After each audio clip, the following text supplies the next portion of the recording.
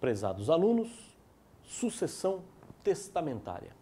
Testamento é o ato pelo qual alguém dispõe de bens para depois de sua morte ou determina a própria vontade sobre certas situações de interesses aí estritamente pessoal ou moral. Portanto, o testamento serve para dispor de bens ou para determinar a vontade sobre situações pessoais ou de ordem moral. Características do testamento. É ato unilateral, porque se forma, nasce apenas com a vontade do testador. O beneficiário não participa do testamento. Aliás, se ele assinar o testamento é nulo. Segundo, é ato gratuito, porque importa a transferência de bens sem qualquer contraprestação. Uma exceção à gratuidade é o testamento com encargo, quando se deixa bens para uma determinada pessoa, mas impondo-lhe uma obrigação. Te deixa um terreno desde que você construa nele um asilo. Então, há quem diga que esse testamento é oneroso. É ato unipessoal, porque não pode ser feito em conjunto, mas isoladamente. Cada pessoa tem que fazer o seu testamento. Não se pode, num único papel, duas pessoas testarem.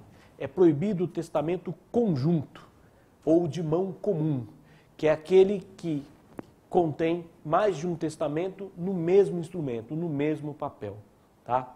Portanto, para cada papel, um único testamento. Se num único papel contiver dois testamentos ou mais, os testamentos serão nulos. É ato solene, pois deve observar a forma prevista em lei. É ato revogável, isto é, pode ser mudado a qualquer tempo aí pelo testador. É nula a cláusula do testamento que proíbe o testador de revogar o testamento. Duas cláusulas, porém, são irrevogáveis. Primeiro, a cláusula que reconhece filho, Lei 8.562 de 92.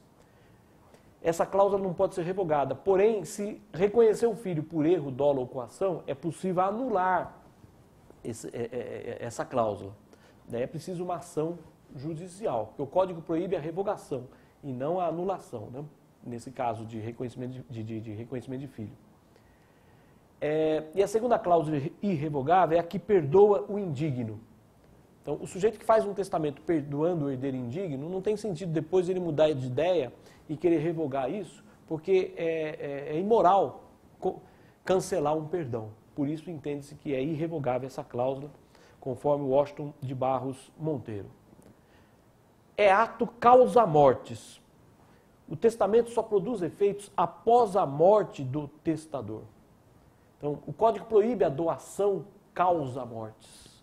Justamente para que, deixe bem claro, quem quiser deixar bens após a morte tem que ser pela via do testamento.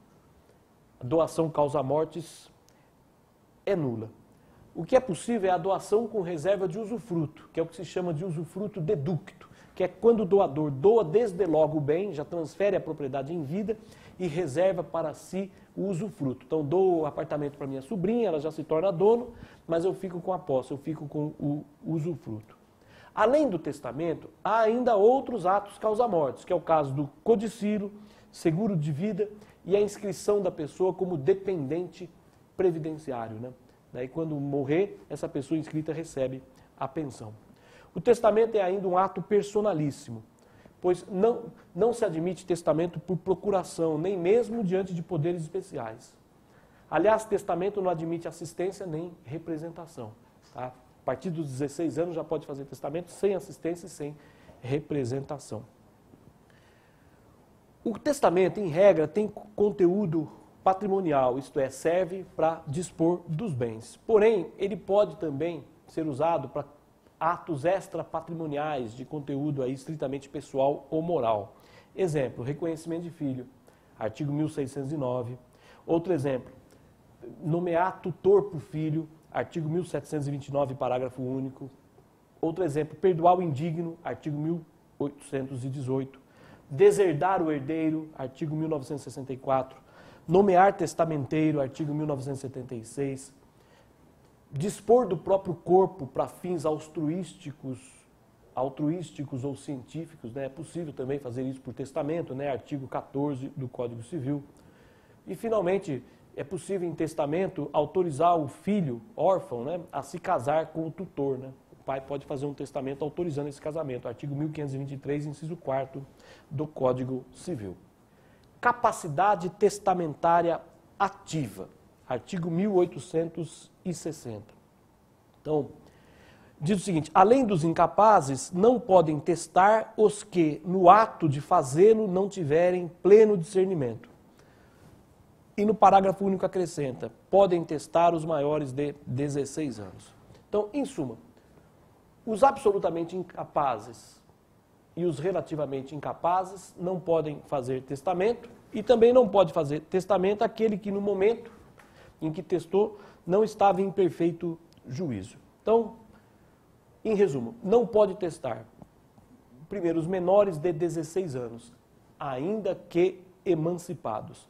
A partir dos 16 já pode fazer testamento sem autorização e sem assistência. Segundo, os enfermos ou deficientes mentais que não têm o necessário discernimento. Terceiro que não pode, aqueles que por alguma causa transitória não puderem exprimir a vontade. De fato, quem faz testamento tem que estar em perfeito juízo no momento em que fez o testamento. Assim, se a pessoa estava embriagada, o testamento é nulo. Tá? Quarto, não pode fazer testamento ébrios habituais e os viciados em droga que tenham o discernimento reduzido. Quinto, os excepcionais sem desenvolvimento completo. E, finalmente, qualquer pessoa que no ato de testar não estiver no pleno discernimento, né? Não estiver em perfeito juízo. Assim, por exemplo, é nulo o testamento feito pela pessoa no estado de violenta emoção, no dia do velório do filho, a pessoa foi no cartório fazer testamento, isso é nulo, tá? Também, surdo-mudo que não exprime a vontade, também não vai poder fazer testamento, evidentemente. E podemos acrescentar ainda que não pode fazer testamento a pessoa jurídica, porque o testamento é um ato causa-mortis, e a pessoa jurídica, ela se extingue por um fenômeno distinto da morte, né? Então é tranquilo que pessoa jurídica não pode fazer testamento, tá? Bom, e o pródigo pode fazer testamento? O pródigo, aquela pessoa que extremamente generosa, que dilapida os seus bens, poderia fazer testamento? Uma primeira corrente diz que não, pois ele é classificado como relativamente incapaz, e o artigo 1860 diz que os incapazes não podem fazer testamento, tá? E, ademais, o pródigo, ele nunca está em perfeito juízo, né? Porque sempre falta um parafuso a menos para ele, né? Uma segunda corrente entende que o pródigo pode fazer testamento, porque o artigo 1782 arrola os atos que o pródigo está proibido de praticar. E dentre esses atos não consta o testamento. Logo, ele poderia fazer o testamento, desde, é claro, que esteja em perfeito juízo, desde que tenha pleno discernimento, tá? Portanto, o tema não é pacífico. O Código admite que o cego faça testamento, que o analfabeto, o falido, o surdo, o insolvente, o mudo, o velho, né? A pessoa que está prestes a morrer pode fazer testamento, tá? Então, em suma, em regra, qualquer pessoa pode fazer testamento desde que em perfeito juízo, desde que tenha discernimento, tá? Lembrando que o mudo ou o surdo-mudo só podem fazer testamento cerrado, e claro, desde que tenham pleno discernimento, tá? Na dúvida sobre se o testador tinha ou não discernimento, presume-se a capacidade, né? A capacidade é uma presunção. Quem alega a incapacidade tem o ônus da prova. Logo, quem move a ação de nulidade de testamento tem o ônus de provar a incapacidade, tá?